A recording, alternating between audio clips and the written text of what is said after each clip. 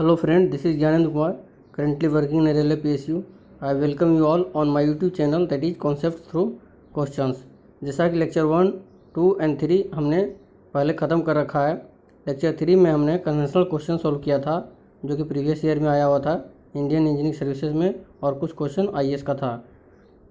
आज हम लेक्चर 4 में सॉइल मॉइस्चर प्लांट रिलेशनशिप्स का कुछ ऑब्जेक्टिव क्वेश्चन सॉल्व करेंगे, और ये सॉइल मॉइस्चर प्लांट रिलेशनशिप्स का लास्ट लेक्चर होगा। चलिए शुरू करते हैं। पहला क्वेश्चन है, the following data were recorded from an irrigated field. Field capacity 20% है, परमानेंट बिल्टिंग पॉइंट 10% है, permissible depletion of available soil moisture 50% है, dry unit of weight 1500 kgf per metre cube है, इफेक्टिव रेनफॉल 25 mm है। ठीक है, अगर आपने previous तीनों लेक्चर बढ़िया से सुना है और समझा है तो मुझे पूरा विश्वास है कि ये जो 21 क्वेश्चन ऑब्जेक्टिव है वो आप आसानी से सोल्व कर पाएंगे। ठीक है, पूछ रहा है based on this data the net irrigation requirement per metre depth of soil will be. ठीक है, नेट इरिगेशन रिक्वायरमेंट पूछ रहा है, पर मीटर डेप्थ मतलब रूट जोन डेप्थ आपका 1 मीटर दिया हुआ है। ठीक है, रूट जोन डेप्थ 1 मीटर दिया हुआ है, फील्ड कैपेसिटी 20% दिया हुआ, परमानेंट बिल्टिंग पॉइंट 10% दिया हुआ है। सबसे पहले अपने को निकालना पड़ेगा कि मॉइस्चर होल्डिंग कैपेसिटी कितना डेप्थ है इसका। मॉइस्चर होल्डिंग कैपेसिटी कैसे निकालेंगे, gamma D divide by gamma W into D into FC-5। ठीक है, गामा डी आपको दिया हुआ है 1500। ठीक है, गामा डब्लू आप 1000। ठीक है, kgf पर सेंटीमीटर क्यूब ले रहे हैं, यहाँ डेंसिटी एक तरह से कर सकते हैं। ठीक है, रूट जोन डेप्थ 1 मीटर दिया हुआ है, FC आपको दिया हुआ है 20%, फाई दिया हुआ है 10%, तो 0.2 माइनस 0.1। ठीक है, इसको आप सोल्व करेंगे तो 150 mm आ जाएगा। तो मॉइस्चर होल्डिंग कैपेसिटी 150 mm है। ठीक है, अब बोल रहा है कि परमिशुअल डिप्लीशन ऑफ मॉइस्चर कितना है 50%, 50% तक डिप्लीशन अलाउड है। ठीक है, 50% से ज़्यादा नहीं, मतलब 150 mm का मॉइस्चर होल्डिंग कैपेसिटी है तो उसमें से 50% दैट इज 75 mm वो पेड़ पौधे यूज कर सकते हैं। अगर पेड़ पौधे 75 mm वाटर यूज कर लिया है तो अपने को दोबारा इरीगेट करना पड़ेगा। ठीक है, 50% डिप्लीशन अलाउड है। ठीक है, अब बोल रहा है कि 50% डिप्लीशन अलाउड है तो 75 mm तो इन्होंने प्लांट्स ने अपने यूज कर लिया ग्रो के लिए।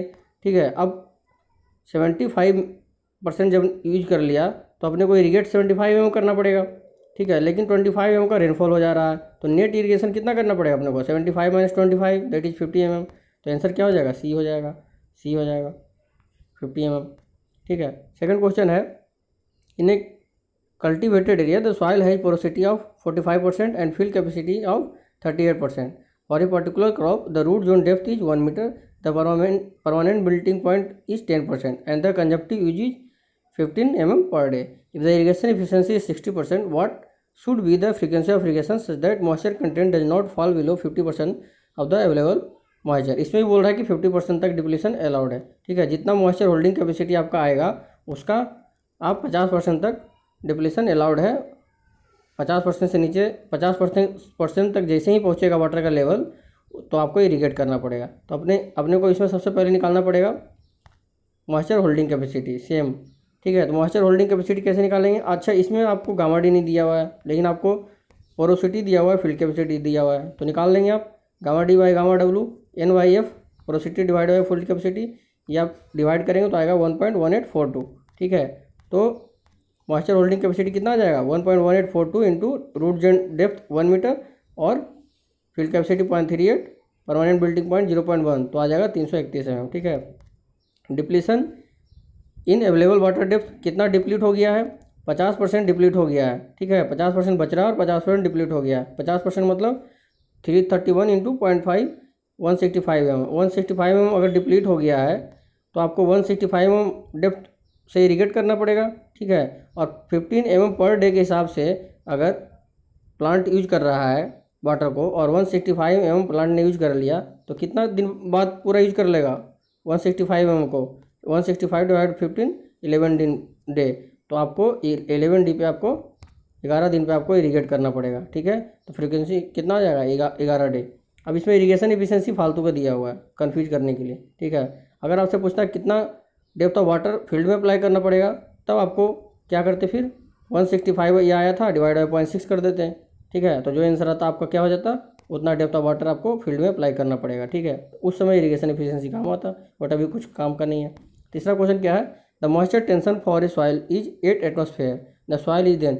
अब ये मैंने आपको बताया था, ठीक है, क्या बताया था कि available at saturation point soil moisture tension कितना होता है, जब ग्रेविटेशनल वाटर होता है तो उस समय सैचुरेशन पॉइंट होता है तो soil moisture tension is about two 0 होता है। फील्ड कैपेसिटी पे मैंने बताया 1/3 से 1/10 होता है, 1/3 क्ले के लिए होता है, 1/10 सैंड के लिए होता है। परमानेंट बिल्डिंग पॉइंट पे कितना होता है, 7 से 32 होता है, ठीक है। तो 7 से 32 ऑन एवरेज इसको 15 एटमॉस्फेयर भी कंसिडर कर सकते हैं, ठीक है।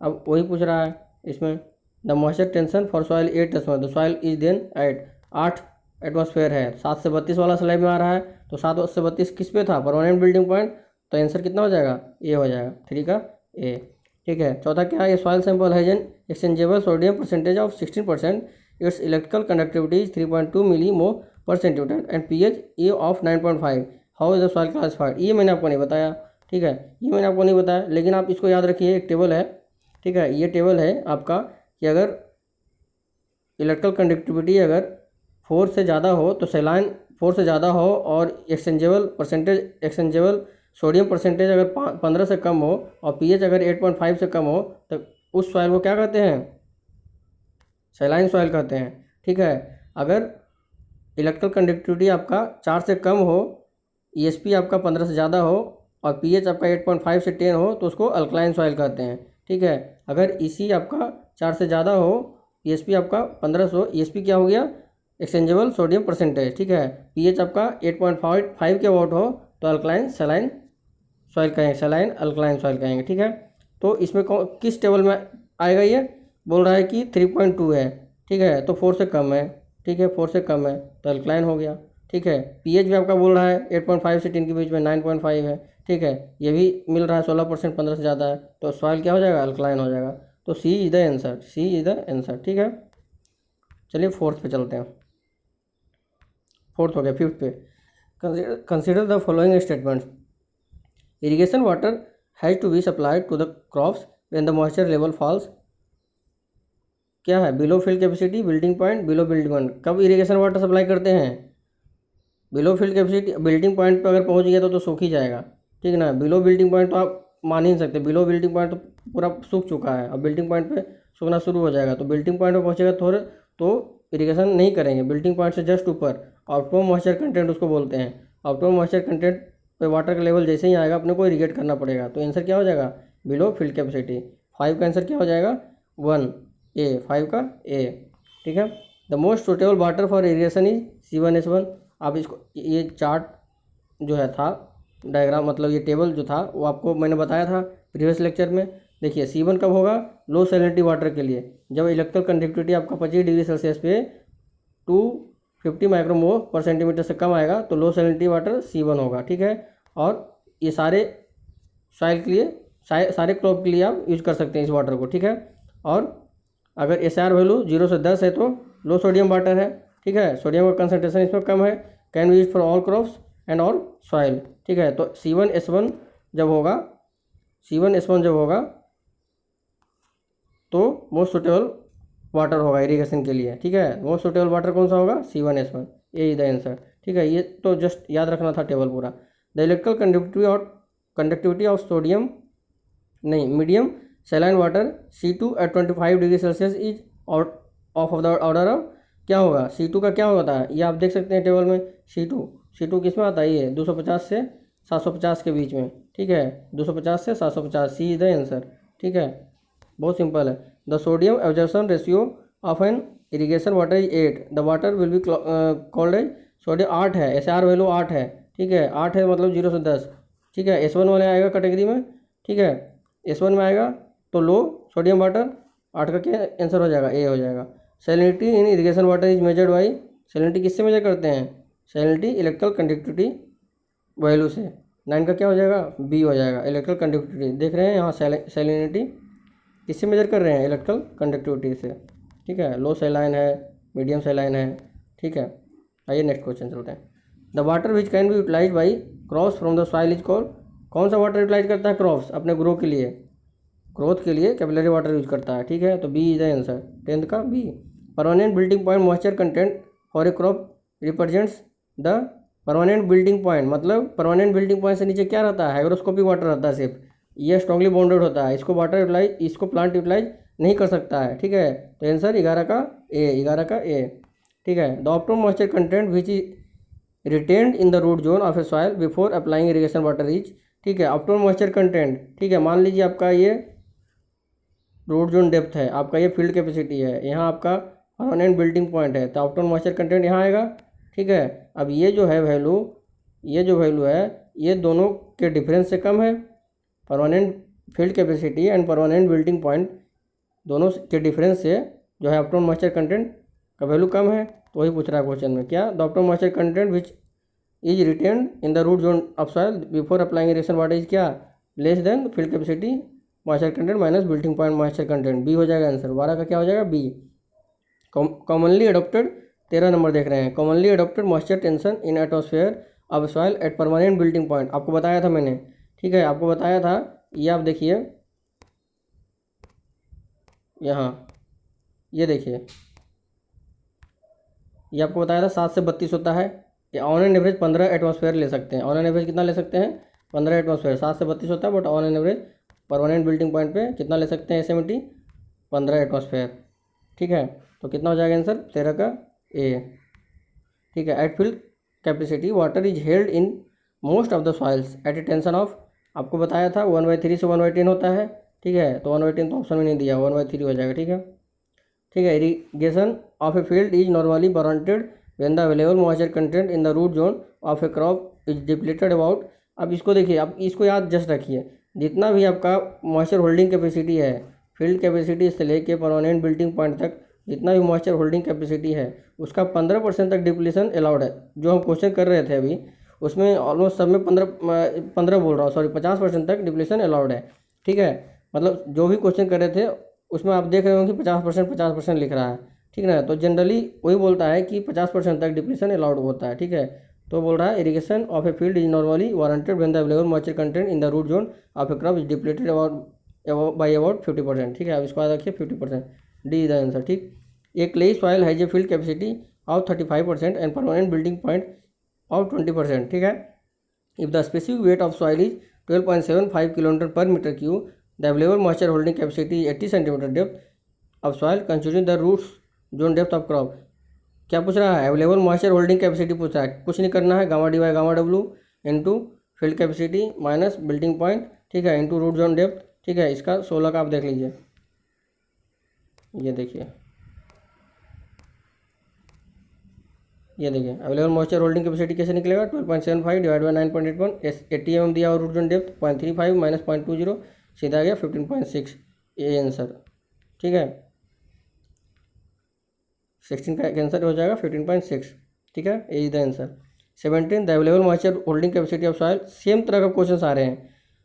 The available moisture holding capacity of soil 30 centimetre per metre depth, root zone depth दिया हुआ है 1 मीटर, 13 नहीं, अगर रूट जोन डेप्थ 1 मीटर रहता तो 13 सेंटीमीटर वाटर होल्डिंग कैपेसिटी रहता, लेकिन रूट जोन डेप्थ 0.8 दिया हुआ है, तो 13 इंटू 0.8 हो जाएगा। ठीक है, उसके बाद बोल रहा है कंजप्टिव यूज 5 mm पर डे के हिसाब से वाटर यूज हो रहा है, तो फ्रीक्वेंसी निकालना है, और इसमें भी 50% अवेलेबल मॉइस्चर कैन डिप्लीट। ठीक ना, जितना अवेलेबल मॉइस्चर है उसका 15% डिप्लीट हो सकता है, तो सीधे करना, मॉइस्चर होल्डिंग कैपेसिटी आपको आ गया 13 into 0.8, 13 into 10.4 centimetre, depletion is available water, कितना कितना डिप्लीशन हो गया अवेलेबल वाटर में, 10.4 इंटू 0.5, 50% बोला है तो 5.2 सेंटीमीटर, तो फ्रीक्वेंसी कैसे निकालेंगे, 5.2 इंटू 10 mm आ गया, divide by 5 mm per day की यूज हो रहा था, तो 52 divide by 5 10.4 almost equal to 10, D the answer. ठीक है, डी आपका आंसर हो गया 10 डेज। ठीक है, 17 का डी। ठीक है, 18 क्या है, what is the moisture depth available for the evaporate transpiration in root zone of 1 meter depth soil if dry weight of soil is 1.5 ग्राम पर cc, field capacity is 30% and permanent building point 10। इसमें तो कुछ नहीं करना है, इसमें सीधे दिख रहा है 1.5 डिवाइड बाई 1। ठीक है, 30 में से 10 गया तो 20 बचा, तो 0.2 हो गया। ठीक है, 0.2 हो गया, और ये 1.5 इंटू 0.2। ठीक है, ऐसे दिख रहा है, पहला 300 वाला आंसर आएगा। ठीक है, बी। 18 का आप सिंपल सा क्वेश्चन है, इसको आप सोल्व कर सकते हैं। ठीक है, 18 का बी हो जाएगा। ठीक है, अब देखिए 19 during a particular stage of the growth of a crop consumptive use of water is 2.8 mm per day if the amount of water available in the soil is 25% of 80 mm depth of water. कितना है? 80 mm available water है, 25% उसमें से available है, ठीक है। Maximum depth of water था 80 mm depth, 25% अभी बच रहा है, मतलब 75% खत्म हो गया। 75% मतलब 80 mm का 75% मतलब 60 mm। 60 mm क्रॉप ने यूज कर लिया, ठीक है। तो 60 mm 2.8 mm पर डे के हिसाब से यूज कर रहा है, तो 60 डिवाइड बाई 2.8, 60 डिवाइड बाई 2.8, ठीक है। फ्रीक्वेंसी आ जाएगा 21.42, 21 डे के आसपास। Answer is the C is the answer, ठीक है। अब 20 नंबर देखते हैं। An identified source of irrigation water है, SR वैल्यू निकालना है इसमें। सोडियम कंसनट्रेशन दिया हुआ है 20, कैल्शियम का 10, ये 8, 20 divide by under root of 10 plus 8 divide by 2, 10 8 18 बटे 2 कितना हो गया 9, अंडर रूट में 3 आ गया तो 20 बटे 3 6.67। मुँह जवानी करना है, मतलब इसमें बिना पेन और पेपर उठाए हुए क्वेश्चन ये सब करना है, ठीक है। सीधे आ गया 20 बटे अंडर रूट 9 6.67, ठीक है। अब foreign irrigated field having field capacity 30% है, परमानेंट बिल्डिंग पॉइंट 10% है, डिप्लीशन अलाउड है 40% of the available moisture content, ठीक है। ड्राई वेट है 14.7, यूनिट वेट 9.8 है, एंड इफेक्टिव रेनफॉल 30 mm दिया हुआ। नीट इरीगेशन पूछा है, ठीक है। पहले हम देख लेते हैं कि जो मॉइस्चर होल्डिंग कैपेसिटी इसका है वो कितना है, तो कितना आ जाएगा, ये आ गया गामा डी, ये आ गया गामा डब्ल्यू, ठीक है। 0.3 आपका आ गया फुल कैपेसिटी और 0.1 परमानेंट बिल्डिंग पॉइंट। तो आप मॉइस्चर होल्डिंग कैपेसिटी कितना हो गया 299 mm, ठीक है, 299 mm, ठीक है ना। डिप्लीशन ही अवेलेबल वाटर 40% तक डिप्लीशन अलाउड है, तो कितना डिप्लीट हो गया 40% मतलब 299 इंटू 0.4, 40% डिप्लीशन अलाउड है, ठीक है। तो 119.87 आ गया, 120 ऑलमोस्ट इक्वल टू 120 mm, ठीक है। जितना भी अवेलेबल मॉइस्चर था उसमें से 40% डिप्लीशन अलाउड है, तो 40% डिप्लीट हो गया तो कितना बच गया, कितना डिप्लीट हो गया 120 mm डिप्लीट हो गया। तो 120 mm अपने को वाटर इरीगेशन के लिए देना पड़ेगा, ठीक है। तो नेट इरीगेशन रिक्वायरमेंट कितना होगा, लेकिन 30 mm का रेनफॉल हो जा रहा है, तो 120 माइनस 30 90 को mm हमको बाहर से देना पड़ेगा क्योंकि 30 mm का रेनफॉल हो जा रहा है, ठीक है। तो आंसर क्या हो जाएगा 21 का हो जाएगा डी, ठीक है। आई होप वीडियो अच्छा लगा होगा, सारे क्वेश्चन आपको आसान लगा होगा, और फिर भी अगर कोई डाउट और क्यूरी रह गया हो तो आप कमेंट सेक्शन में लिख सकते हैं। और वीडियो अगर हेल्पफुल लगा हो तो प्लीज़ चैनल को लाइक शेयर एंड सब्सक्राइब करें। Thank you.